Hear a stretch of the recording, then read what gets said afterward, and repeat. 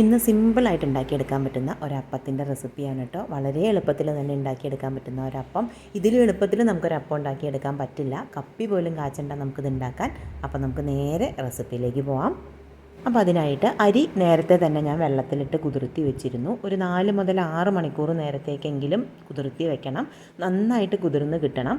ഈ ഒരു ഗ്ലാസ്സിലാണ് കേട്ടോ ഞാൻ അളവെടുത്തിരിക്കുന്നത്. 2 ഗ്ലാസ്സാണ് എടുത്തിരിക്കുന്നത്. അപ്പോൾ ഉണ്ടാക്കുമ്പോൾ ആദ്യം ശ്രദ്ധിക്കേണ്ട ഒരു കാര്യം എന്ന് പറഞ്ഞാൽ നന്നായിട്ട് തന്നെ അരി കുതിർത്തിയെടുക്കുക എന്നുള്ളതാണ്. അതുപോലെ തന്നെ നല്ല ക്വാളിറ്റി അരി എടുക്കാനും ശ്രദ്ധിക്കുക. ഇനി അതിലേക്ക് നമുക്ക് ചേർത്ത് കൊടുക്കേണ്ടത് തേങ്ങയാണ് കേട്ടോ. നമ്മളെടുത്ത ആ ഗ്ലാസ് അളവിന് 1/2 ഗ്ലാസ് തേങ്ങ ചിരകിയത് ചേർക്കുന്നുണ്ട്. ഒരു 3/4 ഗ്ലാസ്സൊക്കെ വരെ തേങ്ങ ചിരകിയത് ചേർത്താലും നല്ലതാണ് നമ്മുടെ അപ്പത്തിന്. ഞാനിവിടെ കൊത്തിയെടുത്തിരിക്കുകയാണ്. ആ കറുത്ത ഭാഗം കളഞ്ഞ് കൊത്തിയെടുത്തതാണ്. കറുത്ത ഭാഗം വരുമ്പോൾ അപ്പത്തിന് ചെറിയൊരു ബ്രൗൺ കളർ വരും. അതുകൊണ്ട് അതങ്ങ് കളഞ്ഞു എന്നേ ഉള്ളൂ, വീഡിയോയ്ക്ക് ഒരു ഭംഗിക്ക് വേണ്ടിയിട്ട്. ഇനി നമുക്ക് വേണ്ടത് ചോറാണ് കേട്ടോ. ടേബിൾ സ്പൂൺ അളവിനാണ് ഞാൻ പറയുന്നത്. ഇതുപോലെ ഒരു വലിയ സ്പൂൺ നമ്മുടെ കയ്യിലുണ്ടാവുമല്ലോ. ഈ ടേബിൾ സ്പൂൺ അളവിന് 2.5 സ്പൂൺ ചോറ് ചേർത്ത് കൊടുക്കാം കേട്ടോ. ചോറ് ഒട്ടും കൂടി പോകാതിരിക്കാൻ ശ്രദ്ധിക്കണേ. കാരണം ചോറ് അളവ് കൂടി പോകുമ്പോൾ അപ്പത്തിനൊരു പശപ്പിടുത്തം വരും. അതുകൊണ്ട് അത് ശ്രദ്ധിക്കുക.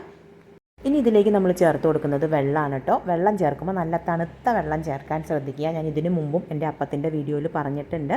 മിക്സി ചൂടാവുന്ന പ്രശ്നമുള്ളവർ നന്നായിട്ട് തണുത്ത വെള്ളം ഒഴിച്ച് വേണം അപ്പത്തിന് അരയ്ക്കാൻ. അരയ്ക്കുന്ന സമയത്ത് മിക്സിയുടെ ജാറ് വല്ലാതെ ചൂടായാൽ നമ്മുടെ അപ്പം നന്നാവില്ല. അതുകൊണ്ടാണ് തണുത്ത വെള്ളം ഒഴിച്ച് അരയ്ക്കാൻ പറയുന്നത്. ഇനി അതിലേക്ക് ഒരു 3/4 സ്പൂണോളം ഉപ്പും 1 സ്പൂൺ പഞ്ചസാര കൂടെ ചേർക്കണം. ഇനി ഇത് നന്നായിട്ട് തന്നെ അരച്ചെടുക്കണം. ഒട്ടും തരിയില്ലാതെ തന്നെ അരച്ചെടുക്കുക. ഇപ്പോൾ ഞാനിത് അരച്ചെടുത്തുകൊണ്ട് വന്നിട്ടുണ്ട്. 1.5 ഗ്ലാസ് വെള്ളമാണ് നമ്മൾ ആദ്യം ഒഴിച്ചു കൊടുത്തത്. എനിക്കൊരു 2-3 സ്പൂണൂടെ വെള്ളം ഒഴിച്ചു കൊടുക്കേണ്ട വന്നിരുന്നു കേട്ടോ. അപ്പോൾ ഈ ഒരു കൺസിസ്റ്റൻസിയിൽ നമ്മുടെ ബാറ്റർ കിട്ടണം. നിങ്ങൾക്ക് കാണുമ്പോൾ അറിയാൻ കണ്ടോ, ഒട്ടും തരിയില്ലാതെയാണ് അരച്ചെടുക്കുന്നത്. നമ്മുടെ അപ്പം നന്നാവണമെങ്കിൽ ഇതുപോലെ തന്നെ അരച്ചെടുക്കണം. ഇനി ഇതിലേക്ക് ചേർക്കാനായിട്ട് നമുക്ക് ഈസ്റ്റിൻ്റെ ഒരു മിക്സ് റെഡിയാക്കണം. അപ്പോൾ അതിനായിട്ട് 1/4 ഗ്ലാസ് വെള്ളം എടുത്തിട്ടുണ്ട്.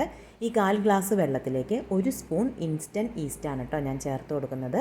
നമുക്ക് സാദാ ഈസ്റ്റ് ചേർത്താലും മതി. സാദാ ഈസ്റ്റ് ചേർക്കുമ്പോൾ പുളിച്ചു വരാൻ സമയം കൂടുതൽ എടുക്കുന്നേ ഉള്ളൂ. കണ്ടോ, ഇൻസ്റ്റൻറ്റ് ഈസ്റ്റ് എന്ന് പറഞ്ഞാൽ ഇതുപോലെ ചെറിയ ചെറിയ തരികളുള്ള ഈസ്റ്റാണ്. ഇത് നമുക്ക് ഏതാണ്ട് 2 മണിക്കൂർ അല്ലെങ്കിൽ 2.5 മണിക്കൂറിനുള്ളിൽ സാധനം പുളിച്ച് കിട്ടും.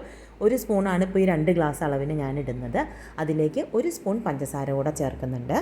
ഇത് നന്നായിട്ട് മിക്സ് ചെയ്ത ശേഷം ഒരു 10 മിനിറ്റ് നേരം റെസ്റ്റ് ചെയ്യാനായിട്ട് വെക്കാം. 10 മിനിറ്റ് കഴിയുമ്പോൾ ഇതുപോലെ നമ്മുടെ ഈസ്റ്റ് പുളിച്ച് വന്നിട്ടുണ്ടാവും. ഇത് നമ്മൾ അരച്ച് വെച്ചിരിക്കുന്ന നമ്മുടെ അപ്പത്തിൻ്റെ മാവിലേക്ക് ചേർത്ത് നന്നായിട്ട് തന്നെ മിക്സ് ചെയ്തെടുക്കുക. ഇനി നമ്മുടെ അപ്പം സോഫ്റ്റ് ആവാനായിട്ട് നമ്മൾ ചെയ്യേണ്ട വേറൊരു കാര്യം, ഇതിൻ്റെ മാവ് യോജിപ്പിച്ചെടുക്കുന്നത് നമ്മുടെ കൈകൊണ്ട് തന്നെ യോജിപ്പിച്ചെടുക്കാനും ശ്രദ്ധിക്കുക. എന്താണ് വ്യത്യാസം എന്ന് ചോദിച്ചാൽ, നമ്മൾ കൈകൊണ്ട് ഇതുപോലെ മിക്സ് ചെയ്തെടുക്കുന്ന ആ ഒരു അപ്പത്തിൻ്റെ സോഫ്റ്റ്നെസ് അത് വേറെ തന്നെയാണ്. നിങ്ങൾ ട്രൈ ചെയ്ത് നോക്കുക. കൈകൊണ്ട് തന്നെ നന്നായിട്ട് ഇതുപോലെ മാവ് ഇളക്കി യോജിപ്പിച്ചെടുക്കുക. ഇത് അപ്പത്തിന് മാത്രമല്ല, ദോശയ്ക്കും ഇതുപോലെ തന്നെയാണ്. നമ്മൾ അരച്ചതിന് ശേഷം കൈകൊണ്ട് നന്നായിട്ട് ഇതുപോലെ മിക്സ് ചെയ്ത് വെച്ച് കഴിഞ്ഞാൽ നമുക്ക് നല്ല സോഫ്റ്റ് ദോശയായിരിക്കും കിട്ടുക. അതുപോലെ തന്നെയാണ് അപ്പം.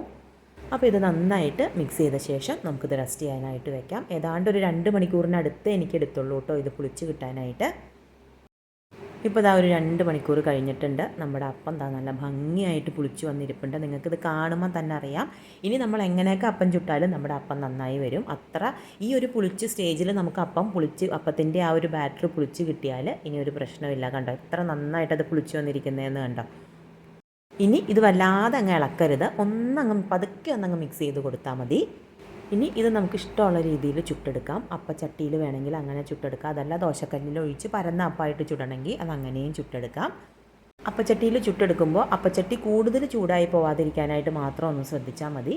കുറച്ച് മാത്രം ബാറ്റർ ഒഴിച്ചു കൊടുത്ത ശേഷം ഇതുപോലെ നന്നായിട്ടൊന്ന് ചുറ്റിച്ച ശേഷം നേരെ അടച്ചു വെച്ച് അപ്പം വേവിച്ചെടുത്താൽ മതി. അപ്പം ചുടാൻ ആദ്യമായിട്ട് ചുടുന്ന ആൾക്കാർക്ക് വേണ്ടിയിട്ടൊന്ന് പറഞ്ഞേ ഉള്ളൂ. അപ്പോൾ ഇതുപോലെ അപ്പം ഒന്ന് ചുട്ടു നോക്കുക, ഫീഡ്ബാക്ക് അറിയിക്കുക. മറ്റൊരു വെറൈറ്റി റെസിപ്പി ആയിട്ട് നമുക്ക് വീണ്ടും കാണാം. താങ്ക്